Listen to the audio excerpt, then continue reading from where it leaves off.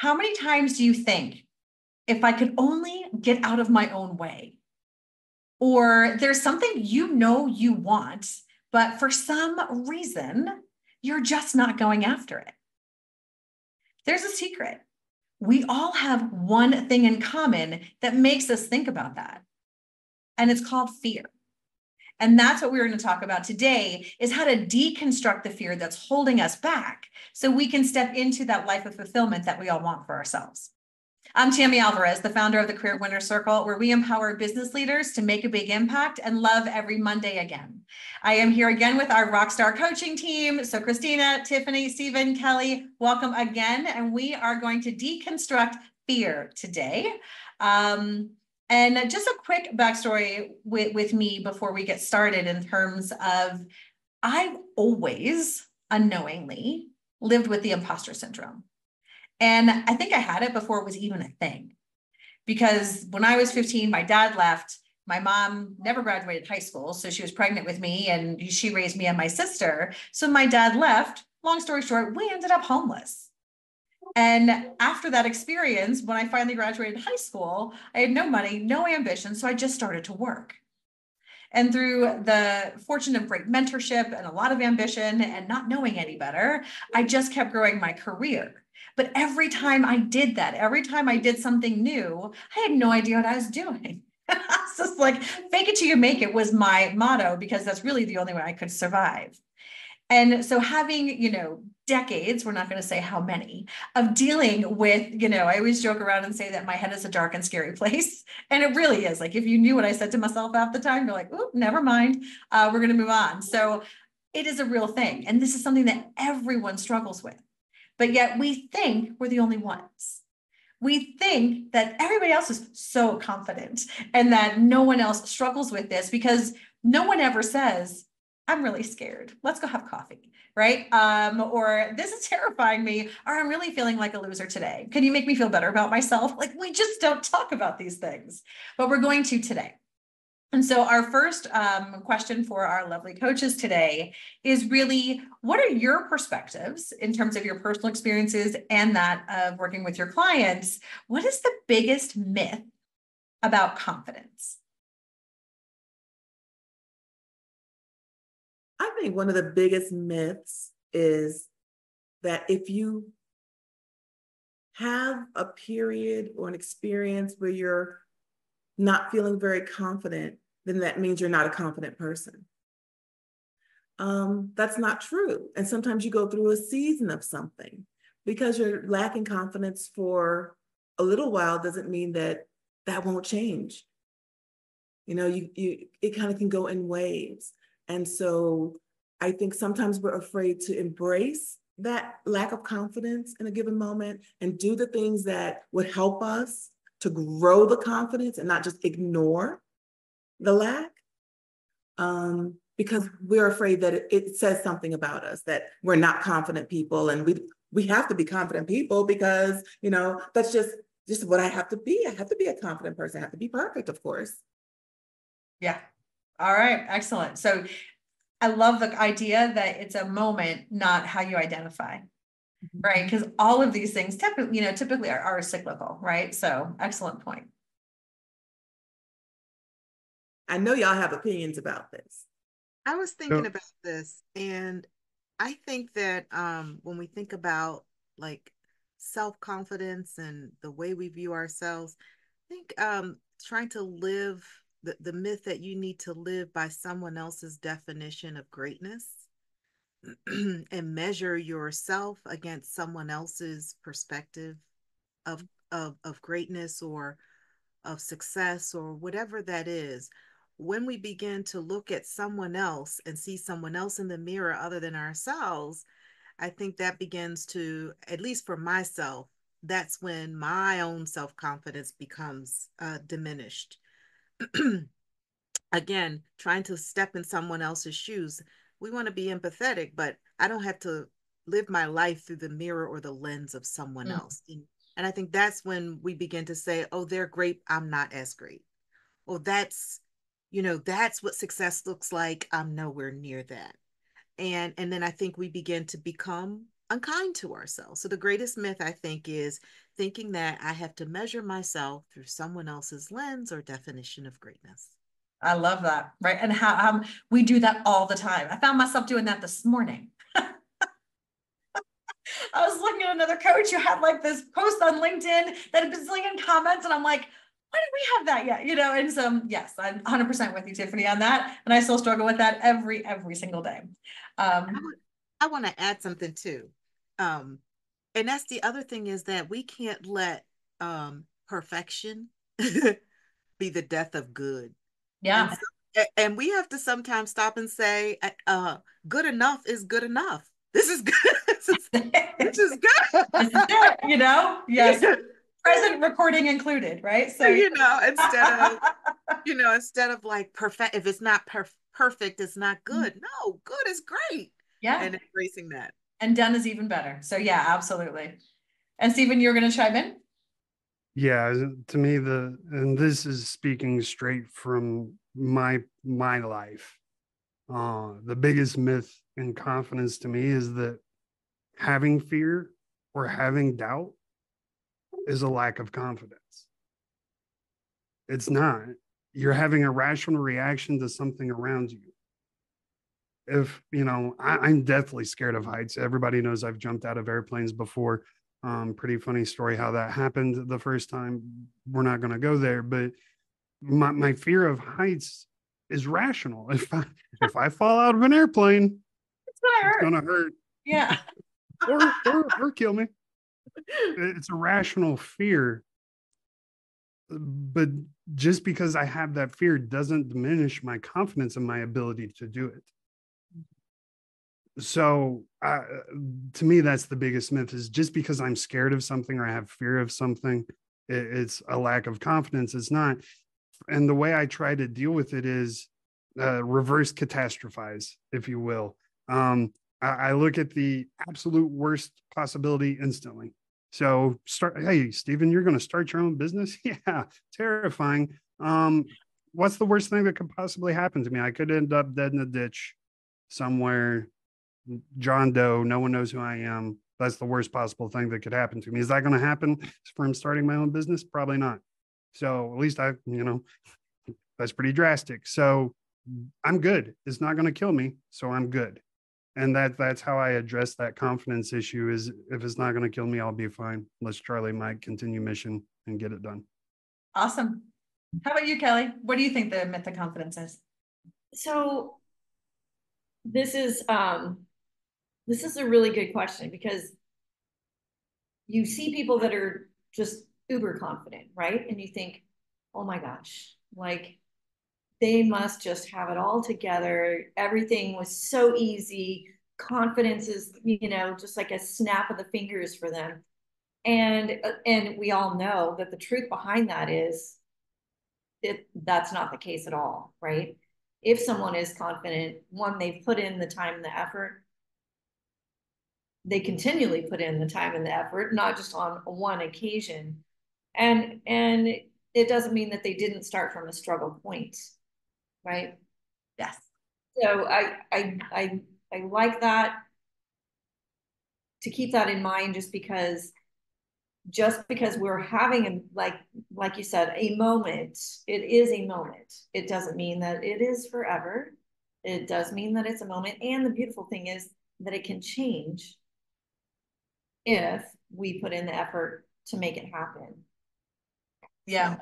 So basically the bottom line is everyone's a hot mess at some point in time or another, right? So no matter what it looks like on the outside, we all have those hot mess moments. And I would say, if somebody is like, oh, I am never not confident, it's like, really? Like, then already you can just call the BS sign. Because we're human. That is exactly how we're made, right? Yes, exactly. I think one of the biggest myths that I see, mistakes I see my clients make too about confidence, is they wait for it to come back. Right? Because Christina, like you said before, it's cyclical. We don't always walk around in this state of our inner voice, just being so mean to us. And so when you're in that weird funk, you know what it's like to not feel this way. And so you wait for it to come back. Like somebody's, like the confidence fairy is going to come and sprinkle pixie dust one night when you're asleep. It doesn't work that way, right? Taking action is really where you start to get that confidence back, and you have to build it back. Sorry, Stephen. I know you're, I think he's on mute laughing at this point. He's turning purple for those of you who are listening and not watching. And I think that's the most important part is, you've had it. And it's like, oh, it's like sitting on the couch and waiting for your fitness to return. It's just like, it's not going to work that way. And you have to do the work to get it back, to Kelly's point as well. So anything else to add on the myths of confidence before I move on to question number 2? Go ahead, Tiffany. Yeah, so it sounds like from what I've heard from the group, confidence isn't something you're born with. It also isn't always something that you feel. It can be something you project. So the myth is that because a person appears confident, that they feel confident, and that they were born that way. No, they weren't. We can all learn it. And Yes. through what I've heard from the group today too is like, hey, getting out there and doing something helps you build the confidence. You were scared crazy to try something new you didn't have any experience with. You did it anyway, and you look back, you're like, hey, that worked, and now you feel great about it, and you're going to do it again and lead with confidence. Comes through you. We all can learn it, to your point, Tammy, by doing stuff, getting out there and being action oriented. I love that. And my experience in working with military teams, those guys that you're talking about that just are uber confident, they just ooze confidence, they rarely make it. Because that confidence isn't real. It's a mask. And, there are certain programs in the military that are specifically designed to weed that out. And they get found out really quick with that confidence mask is present, and they're gone. They don't last at all. It's a good thing we don't use that in corporate America. We'd be out of senior executives in a heartbeat. And for the record, what I found so funny is you said a magic fairy with confidence dust. I instantly imagined Tammy in a Tinkerbell outfit with tiny little fluttering wings flying into people's windows with her little confidence wand. I totally see it. Oh my goodness. All right. There's going to be a meme about that before too long, right? So, oh my goodness. Go ahead, Christina. I just want to go back. I love what Tiffany had to say too about the reality versus and what we project onto other people. And Tiffany, you mentioned, you try something new and it works out, and that's what helps to build confidence. I would add, you try something new even if it doesn't work out. That's right. It didn't kill you, right? And you learned. Confidence. Yes. Because you tried it, you did it, you survived it, you learned from it. Yeah, absolutely. 100% agree with that. So what I'm going to talk about now is getting a little bit more personal. In our last episode, Christina talked about coaches being vulnerable in addition to our clients. So we're going to do that a little bit in this episode, and really talking about how your inner voice fires up, and which of the fearsome 4 shows up for you most. And for those of you who are new to the CWC family, our inner voice, we tend to bucket it into one thing. It's like, this is just raging, pick a name of the person you hated in high school, and that's the person that's in your head all the time saying all the things that are not helping you. They're not saying you're pretty and go try again, right? And so we put this all in one bucket, and it's really not. And throughout our personal lives, throughout our professional lives, the sooner you can identify which of the fearsome 4 you're struggling with at the moment. And then once you get that, understand, what your triggers are, because it doesn't just show up. Something actually happens to put us in, the cycle, and then build those techniques to be able to shorten the cycle, the better. And so when we talk about the fearsome 4, what we're talking about is your inner critic, imposter syndrome, second guessing, and low self-confidence. Now, they're different. And they show up differently, right? Your inner critic is comparing yourself to others. Like, you're not good enough, you're less than, all that kind of fun stuff. Imposter syndrome is, I'm a fraud, and I hope nobody finds out, right? Second guessing is rear view mirror. like I shoulda, woulda, coulda, and the low self-confidence is really looking at things in a way that I can't do what I used to be able to do. And as we talked about before, these are all situational. And so when we understand what our voice is saying and which one of them it is, then we have a better chance of shortening the cycle. And the reason I say shortening the cycle and not getting rid of it completely is because you don't want to get rid of these. Because these show up during moments of growth. Not very convenient, and you kind of want to punch it in the face, but this is when it shows up. So if you stay comfortable, if you stay stuck, if you stay where you are, chances are good none of this stuff is going to show up. But the minute you play big, the minute you hit that home run, you're like, oh crap, here it comes. I can feel it. And so, you want to feel these, but you also want to shorten the cycle. So that way you are moving forward for you and those around you. So that was a long preamble to ask the question. So what of those fearsome 4 shows up for each of you the most? And what do you do to try and shorten that cycle? Kelly, why don't you kick us off this time? Okay, so it's going to be a little bit of self-critic mixed with self-confidence. That is usually like, the little devil on my shoulder. And, here's something that I would say to myself, like, of course you did that, didn't you? Right? Like if something is kind of, yeah. And then, and so then I'm self-aware enough to go, okay, wait a minute, that is not correct. That is not correct. And yes, I do have that dialogue inside my head, please. All the time, right? Yeah. Yeah, exactly. It's like, you just crushed this. You can crush that. Take another look, right? Take another approach. And that's usually it. It's just usually finding a different approach for me. Mm-hmm. Talk myself down off that ledge and just say, okay, there's a different approach here. You've got to find it. And so those are like the self-critic and confidence kind of together. 1-2 punch, right? So it's not just yeah, absolutely. Okay. Who's brave enough to go next? I'll go next. Okay. So I would say I have 2. One that's been my long-term companion and one that's become a newer companion. So my long-term companion is inner critic.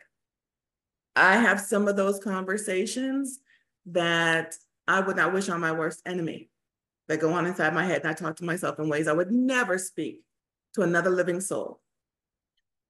And what I am discovering in this season of my life, I'm really working on grace. That's been really a focus for me. And it started as a grace for other people, to not assume that people were attacking me, to not assume that they, had it out for me, to not assume that they were doing or acting against me, and just say, maybe there are things happening in their lives. Imagine that. No way. And I have discovered, as I have extended this grace, not only has it become very clear to me that I can be very egotistic and think, and very egocentric and think everything revolves around me when it absolutely does not. And that giving grace is a gift. It's teaching me to give grace to myself. So when the inner critic fires up, I'm giving myself a little grace with it. The newer voice that's speaking to me is the imposter syndrome one, because I'm probably the newest professional coach in this call. And there are a few things I do here. I had a conversation once with someone who they were doing a presentation for coaches and absolutely would not allow anyone to use the term new coach. Because she says, you might be new to the profession of coaching, but if you're in the profession of coaching, you've been coaching all your life. And I thought about that, and I thought about all the ways in which that has shown up in my life. I was like, there's truth there.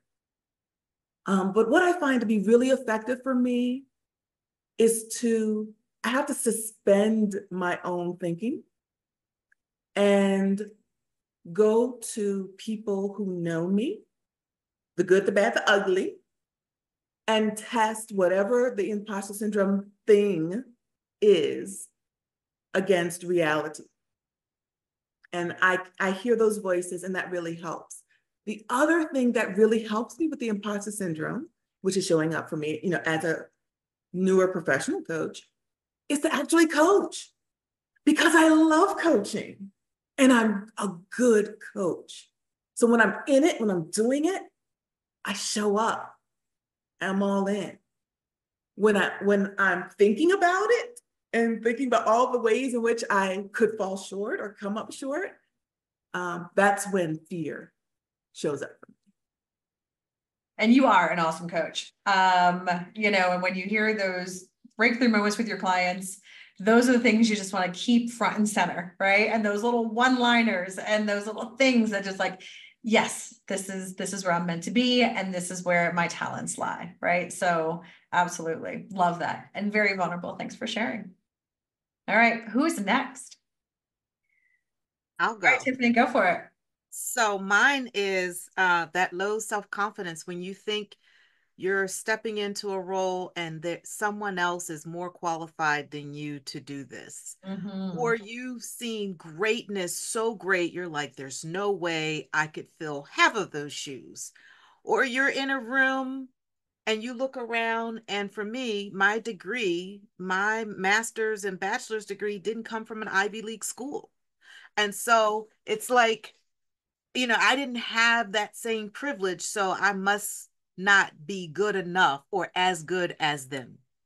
And so those are the ways that has shown up for me in my professional life and my speaking life. And one of the things that has helped is I like this, to find my superhero. Instead of points of comparison, what are my singular points of greatness? And I channel my Wonder Woman, that lasso of truth. The ability. I love that visual. There's another one for Steven. I see you in the spangled unitard. It's like, instead of thinking about all the ways that someone else is better than me, it is, what is it that I feel most proud of? And how can I show up as my most authentic self in this moment?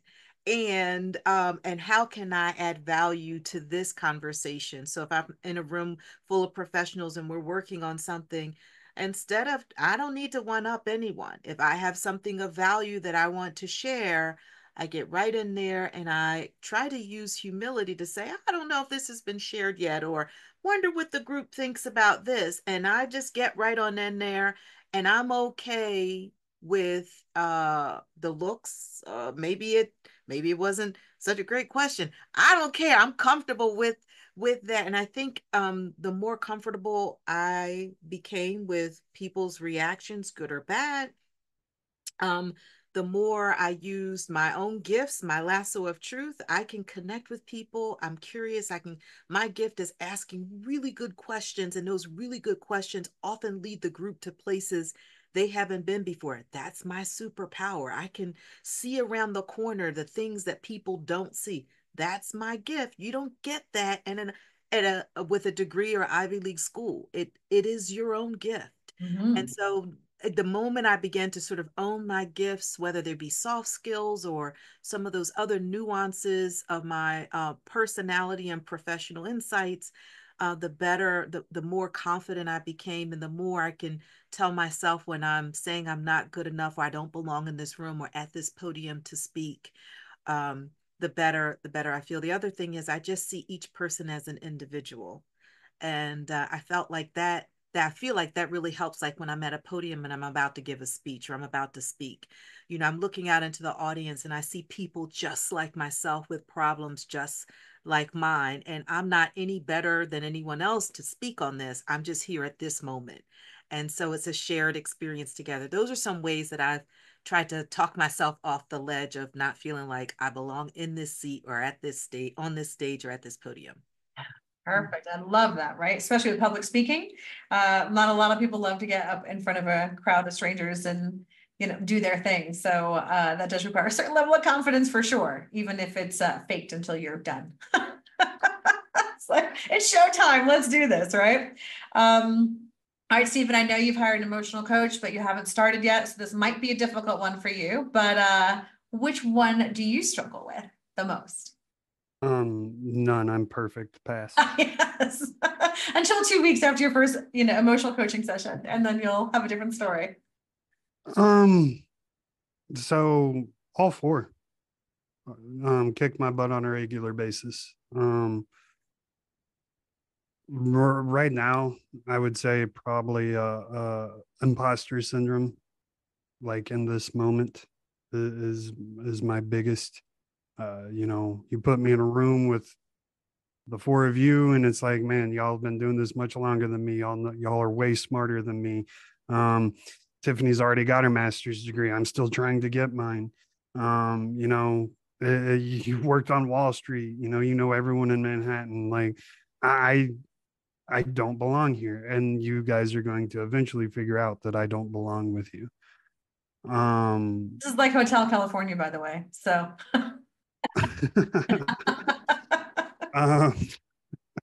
Way to totally break my train of thought. Thanks. What was I talking about again? So I mean, for me, one of the things that I've learned throughout my life, because this is something I've always struggled with, just for full transparency, I got picked on mercilessly when I was in school, right? So automatically going into the military, my confidence was super low. And so I got put in this alpha driven environment where I had to fake being a go-getter, being an alpha. And to this day, I still somewhat feel like it's still a little bit of a mask, because I still am not very self-confident or whatever. So one of the things I absolutely despise is the saying that there's nothing to fear but fear itself. I think that's the dumbest thing in the world, because if I'm swimming in a pool and there are 3 alligators in that pool with me, that's a very valid reason to be scared, right? Like, fear is important then. Get out of the water. I mean, stop it. However, I changed that saying a little bit to the only thing I regret is regret itself. I try to live my life in a way that I won't regret it, live it very intentionally. So whenever imposter syndrome is creeping in and it's like, do I want to show up today? Not really, because they're going to figure out I don't have anything useful to say. And then it's like, am I going to regret not showing up today? Yes, very much. I would regret not showing up today. So therefore I have to force myself to do it. And that's kind of my process of working through the imposter syndrome. But yeah, hands down, I would say imposter syndrome past year or so has really been the one kicking my butt. So it happens when you grow, right? And you start to, for me, when I wrote the book, that imposter syndrome came back fast and furious on every page. And it just, it's funny when you grow, these things just want to show up and just ruin your life. But it doesn't have to. I think for me, in the season that I'm in, second guessing for the first time is actually the one that I am struggling with the most at the moment. I'm sitting here in my summer of flow. As you guys all know, I'm not making any new decisions, and we're not doing any big projects until, there we go with the giggling again, Stephen. Until, the fall. So I have a chance to really let things sink in a bit. And so with the season of reflection and looking forward is all that second guessing. It's like, should we have done this 2 years ago? Was this the right decision? And so, but what I found, and one of the things I also help coach my clients on as well, is that you can use second guessing to your advantage if you don't let it stop you. Because I think doing that triage and that assessment and what worked, what didn't, and let's double down on the stuff that did is good. But every now and then I found myself in that cycle of, oh boy, was that right? should I have done it differently? Well, if I only had done that or didn't do that, then we'd be here and all that kind of stuff, which is actually not useful. So, it's funny you talk about that. I just took an exam in school, and my professor was talking us up before we took this exam, and she was explaining to us, showing us statistics that when you second guess your answer on the exam and change your answer because of your second guessing it, you get it wrong 91% of the time. wow. Okay. Good to know. Something to be said with sticking with your initial answer, right? Yep. Okay. Excellent. And thank you guys all for sharing, because especially as coaches, I think our clients, have this misperception that we've got it all together because we show up big for them and we're there to help. It's much easier to help somebody else than it is to help yourself, right? And I think, which is why we all need a coach, and it's fun to be on the other side for our clients as well. And so everyone struggles with confidence. The fearsome four shows up all the time. Fear gets in our way. So what is your best advice for people to break the cycle? What's your big pro tip for helping your clients and everyone listening today and watching to get? I have learned. Go ahead. Oh, I'm sorry. No, I was just going to say, I've learned throughout my life, when I see something and I'm like, oh, that scares me, my initial reaction to withdraw from it because it scares me, right? I fight that reaction and I try to step into it. So when it came to, I want to start my own business, I want to start my own podcast, all these things I wanted to do, all of that scares me to death. And it's like, as soon as I feel that fear, I instantly stepped into podcasting. I didn't even have a clue how to upload it. Right. I had no idea what I was doing. I just stepped into it and figured it out as I went. And I understand that is not the right answer for every situation and for everybody. But that is usually my response when I start to feel fear. I usually embrace it and try to step into it and figure out if it's actually something I should be scared of. Great advice. Who's next? I think that Stephen also hinted to another strategy, which was when he says, when I'm feeling that, I ask myself, am I going to regret? So you find your North Star, you find the thing that centers you, that, allows you to step forward or gain some perspective. For me, a lot of that is my faith. I really do feel in this season of my life called to do this work. This is really mission-driven work for me. And so my faith, I feel like I hear and see the signs that I'm on the right path all the time. That still does not save me from some of these fears, though. I mean, I still experience them. So going back to another myth, I think, is that people of faith shouldn't feel fearful. No, you can feel fearful. Feel fearful. Easy for you to say, right? Yeah. Yeah, right. But just like anything else, you move past it. And if you use your faith as a tool, as a means for helping you to move past it, awesome.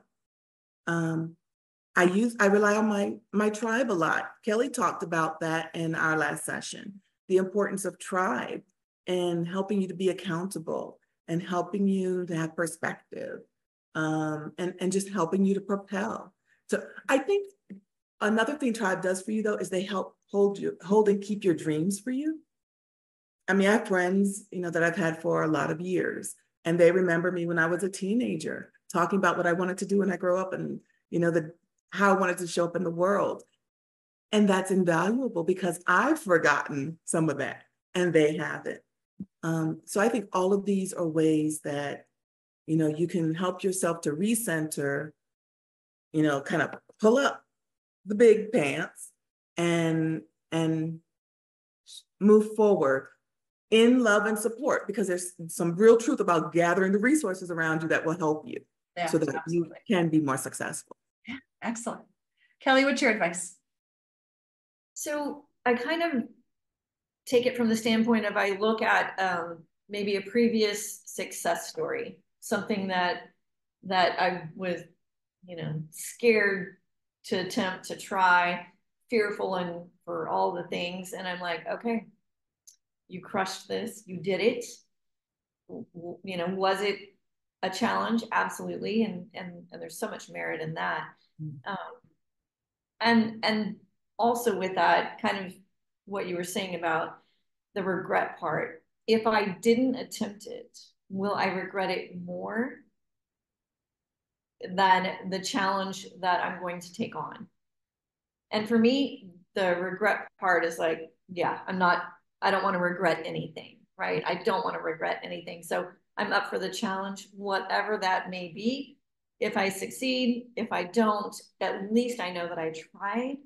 And that for me is, that's my winning point right there. I at least attempted something that I was a little bit scared to do. Yeah. Excellent. All right. Tiffany, bring us home. Yeah. So fear, false evidence appearing real. Right. And so I loved what I heard, especially Kelly looking back and quantifying what is real. And most of the time when we quantify what's real, we'll look back, and to Kelly's point, she's like, she crushed it, right? And so, of course, we can look back and we can find the negative. I would say look back and look at all the times you were amazing and you were successful, and all of the accolades others gave you, the ways in which you had a positive impact in people's lives, and allow that to propel you forward. Gandhi said, man often becomes what he believes himself to be. So envision ourselves, yourself, myself, envision the possibility. What if this thing is hugely successful? What then? And then imagine that. So write it down. Write down what it is that is your fear. Quantify it. Use I love PDSA cycles. Is that what I believe to be true? Is it really true? And if not, then allow that fear to cause you to be intentional about putting guardrails and planning well. So is this fear really a risk? In the program management world and in transformation, we have these things that are outliers. We say this is a risk. That doesn't stop us from moving forward. We just then have to have a mitigation strategy for the risk. So whatever the fear is, okay, so now what is my plan of action to be able to mitigate that? So instead of allowing it to hold us back, we're just going to plan for the future.